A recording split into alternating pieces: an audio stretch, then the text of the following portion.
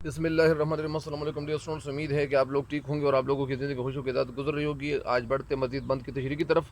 یہ بند کیا ہے کہ اترا یہ کہہ کے کشتی امت کا نا خدا، جتنے سوار تھے وہ ہوئے سب پیادہ پا۔ حضرت نے مسکرا کے یہ ہر ایک سے کہا، دیکھو تو کیا ترائی ہے، کیا نہر، کیا فضا۔ اکبر شگفت ہو گئے صحرا کو دیکھ کر۔ یہ لفظ کیا ہے؟ شگفت۔ عباس جھومنے لگے دریا کو دیکھ کر۔ تو کشتی کے معنی امت کا نہ خدا کے معنی یہاں ملا ہے، لیکن مراد اس سے کیا ہے؟ حضرت امام حسین رضی اللہ تعالیٰ عنہ، جتنے سوار تھے وہ ہوئے سب پیادہ پا، اور جتنے لوگ وہاں موجود تھے، اور جو لوگ گھوڑوں پہ سوار ہو گئے تھے یا اونٹوں پہ جو لوگ سوار ہو گئے تھے، جو صحابہ کرام رضی اللہ تعالیٰ عنہ اجمعین سوار ہو گئے تھے، تو وہ کیا ہونے لگے؟ وہ نیچے اتر گئے۔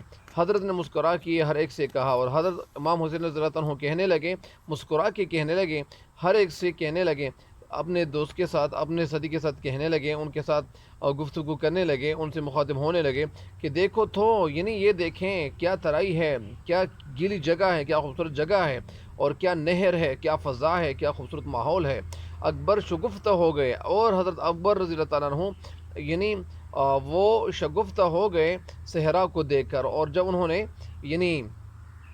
صحرا کو دیکھا تو وہ شگفتہ ہو گئے، شگفتہ ہو گئے، خوش ہو گئے۔ عباس جھومنے لگے۔ عباس حضرت امام حسین رضی اللہ تعالیٰ عنہ کے سوتیلے بھائی تھے، تو عباس جھومنے لگے دریا کو دیکھ کر۔ تو جب حضرت عباس رضی اللہ تعالیٰ عنہ نے دریا کو دیکھا تو وہ خوش ہونے لگے، وہ بھی خوش ہو گئے۔ ابھی اس بند کی تشریح کی طرف آپ لوگوں کے لیے چلو کہ اس بند کی تشریح کیا ہے، شعر میں کہنا ہے، اس بند میں کہنا کیا چاہتے ہیں۔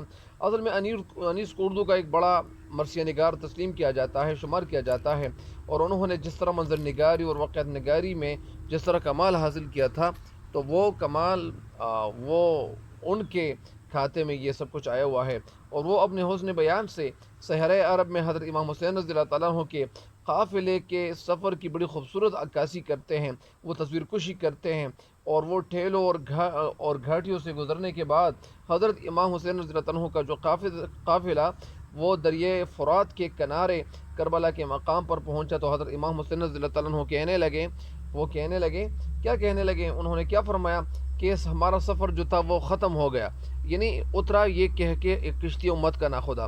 حضرت امام حسین رضی اللہ عنہ جو ناخدا تھے، کشتی چلانے والا، لیکن یہاں کشتی چلانے والے کے مراد یہ نہیں ہے، اصل میں یہاں لیڈ کرنے والے ہیں، مراد یہ کشتی نہ امت کا خدا، ناخدا امت کی جمع امم ہے، اور ناخدا ملاح، کشتی چلانے والے کو ملاح کہتے ہیں، لیکن یہاں پہ مراد کیا ہے؟ حضرت امام حسین رضی اللہ تعالیٰ عنہ جتنے سوار تھے اور جتنے لوگ سوار تھے وہ ہوئے سب پیادہ پیا، اور سارے لوگ پیادہ پا پیدل چلنے لگے، وہ اپنے گھوڑوں سے اور اپنے اونٹوں سے نیچے اترنے لگے۔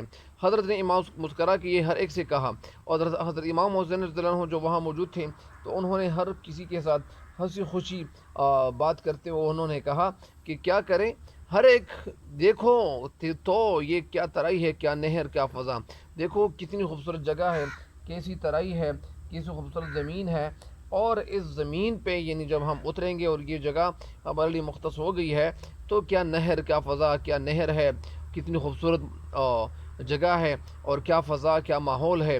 اکبر شگفتہ ہو گئے صحرا کو دیکھ کر، اور انہوں نے جب صحرا کو دیکھا تو وہ شگفتہ ہو گئے اور وہ خوش ہو گئے۔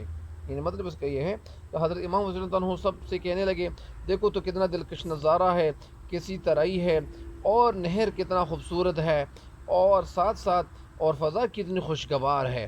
اور پھر کیا کہنے لگے؟ حضرت علی اکبر اور رضی اللہ تعالیٰ عنہ صحرا کو دیکھ کر باغ باغ ہو گئے، مطلب صحرا کو دیکھ کر شگفتہ ہو گئے، باغ باغ ہو گئے، ان کا دل خوشی سے باغ باغ ہو گیا۔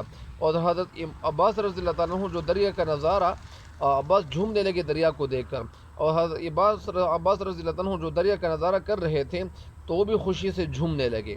مطلب یہ ہے کہ سارے جتنے جو ساتھی تھے تو وہ خوش تھے، یہاں اس مقام پہ پہنچتے ہوئے وہ خوشی محسوس کر رہے تھے۔